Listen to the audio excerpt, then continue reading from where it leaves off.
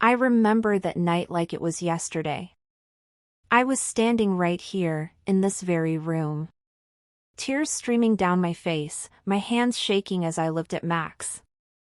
I kept asking myself the same question over and over again: how did it come to this? For 10 long years, it's been just me and the silence. When Gerald passed, I thought I could handle it. People always say, time heals everything. But they never tell you about the spaces time can't touch, the emptiness, the quiet that wraps around you like a heavy blanket. Some nights, it felt like the walls were closing in on me. What I'm about to share with you isn't easy for me. It's not the kind of story you expect to hear from someone like me. But it's my truth. It's real. And it's a part of who I've become. I made a choice that changed everything. And yet, it wasn't the choice itself that stayed with me. It's what happened afterward that I'll never forget. Gerald was my soulmate. For 40 years, we shared everything: love, laughter, even the tough times. He wasn't just my husband, he was my partner in every sense. We built a life together, and no matter what the world threw at us, we always had each other. I can still hear his laugh, see his smile like it was yesterday, but when he passed, it felt like the world tilted, and everything I knew began to crumble. It wasn't just the loss of him, it was the loss of everything we were going to do. The trips we never took, the moments we never had. I was left standing in the wreckage of what was supposed to be the rest of our lives. I felt like half of me was gone, and no amount of time seemed to help. For the next 10 years, it was just me and Max. He became my shadow, my quiet companion. At first, I thought I could manage. I thought I could push through the loneliness, that I could fill the void. But Max was always there, and even though I appreciated him more than words could say, he wasn't a person. He didn't hold me at night, didn't talk to me about the things that weighed on my heart. The days went by, one after the other, but it was the nights that were the hardest. You can't hug a memory. You can't whisper to a photograph. No matter how many times I changed the channel on the TV, or rearranged the furniture, there was still that emptiness beside me. The space in the bed where Gerald used to sleep, the quiet after I turned off the light, it was deafening. I thought time would make it easier, that the sharp edges of grief would soften. But it didn't. Time didn't heal me. It just gave me more time to feel the loss. People would say, you'll move on, or you'll be fine, just give it time, but they didn't know. They didn't understand the weight of the silence that pressed down on me every night. Max was always there, of course. He'd lay by my feet, his head on my lap when I cried. He was loyal and loving, but he couldn't fix the ache in my chest. He couldn't make me feel whole again.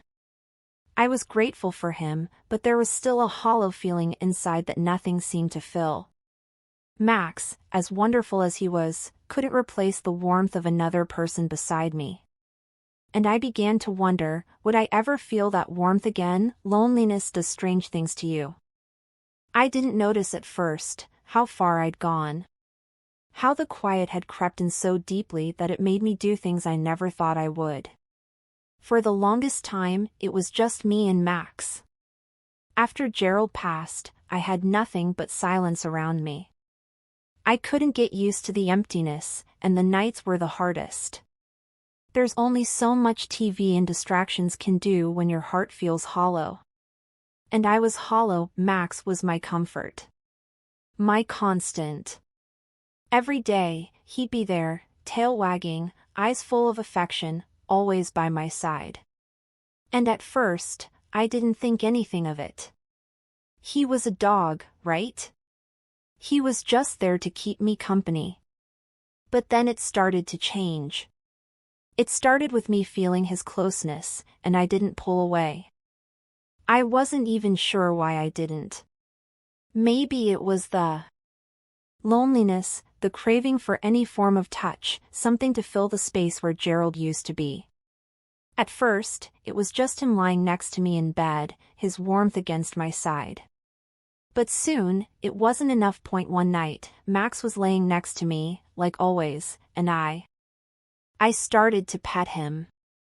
It was normal at first, just the way I'd done for years, but then it wasn't.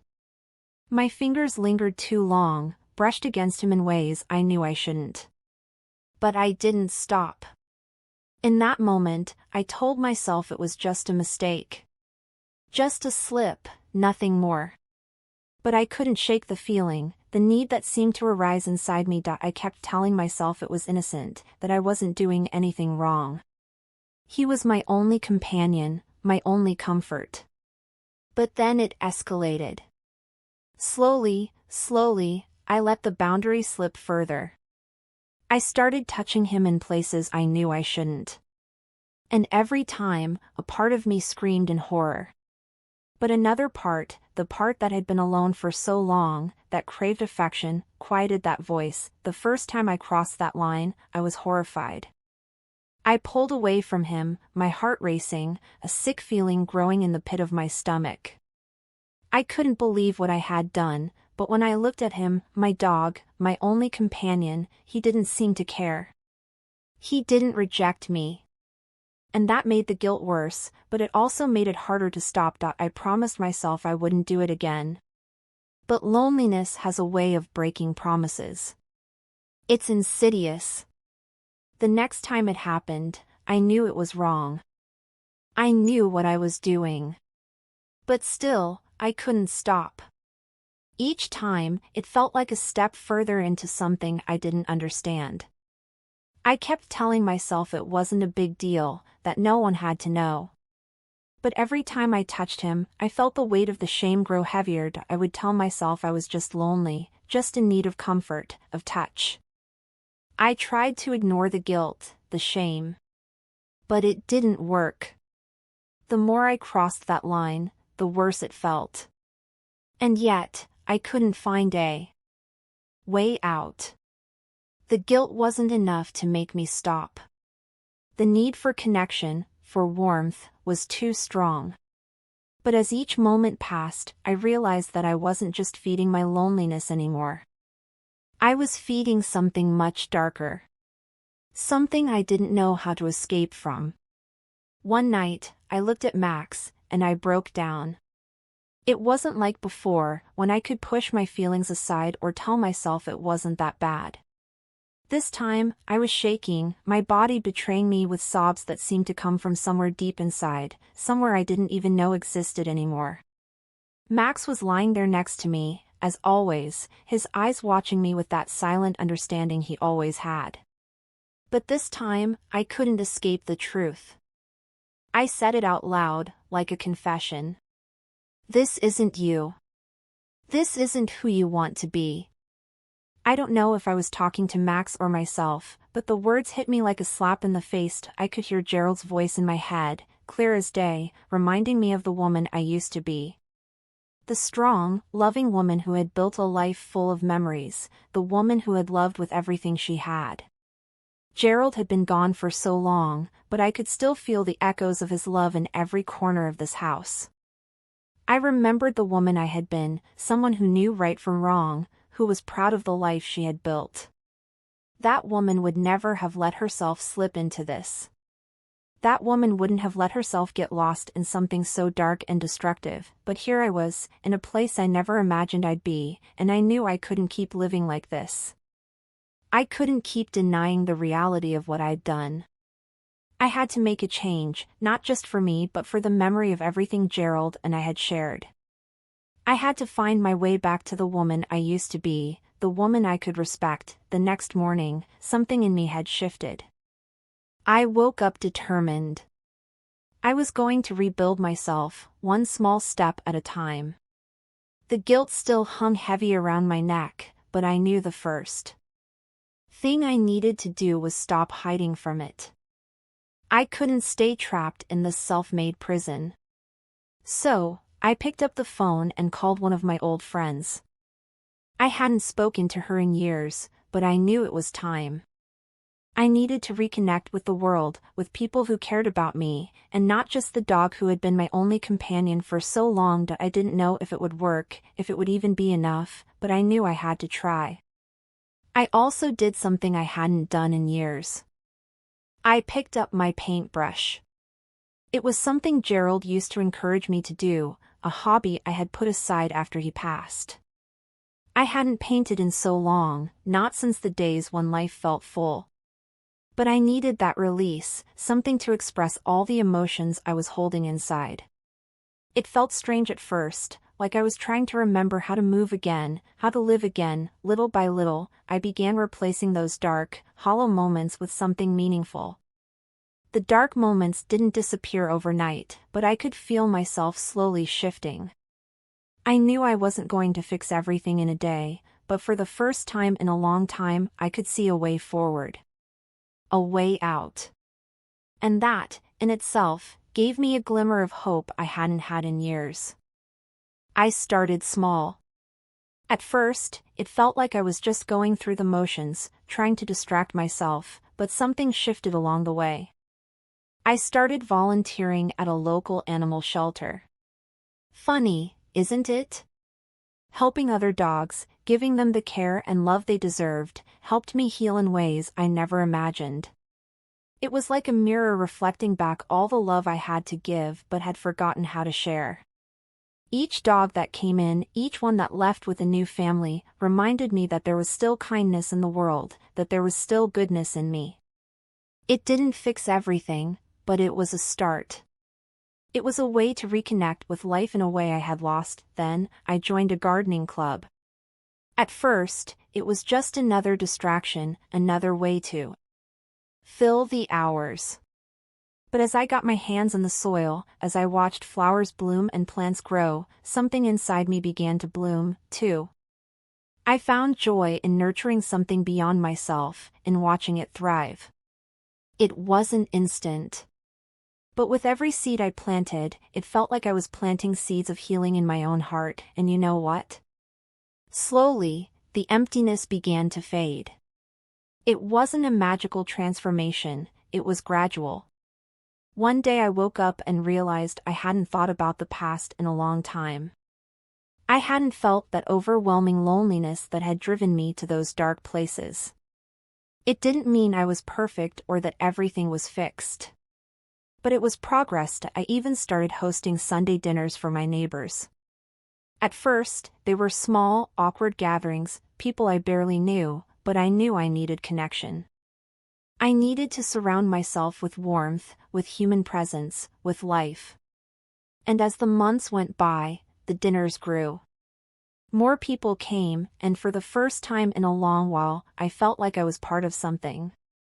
Like I was contributing, not just taking. For the first time in years, I felt alive again. Not because someone else was there to fill the void, not because I was chasing some fleeting sense of comfort, but because I found peace within myself. I learned that the only person I could rely on to make me feel whole was me. The healing wasn't in another person or another animal, it was in me.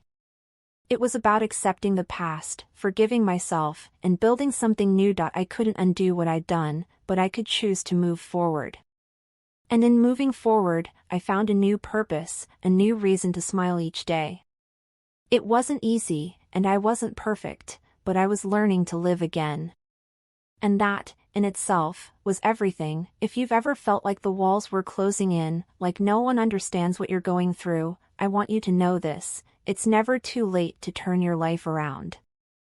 I know that feeling all too well, when the weight of your choices feels unbearable, when you're caught in a place where everything seems too broken to fix. But let me tell you something, no matter how far down the road you've gone, you always have the power to change direction. It's never too late to start again, to make a different choice, to build a future that you can be proud of. We all make mistakes. I know that, more than anyone. But it's what we do next that matters. The path we choose after the mistake defines us, not the mistake itself. I could have stayed in that dark place forever, but I didn't. I chose to fight for my peace, for my happiness, and for the life I still had ahead of me. I'm not proud of everything I've done. I won't sit here and pretend that I don't still carry some of that shame. But I'm proud of who I am today. I'm proud of the woman I've become, the one who has learned to forgive herself, the one who has found joy in small things, the one who is rebuilding a life worth living, and if I can find my way back, so can you.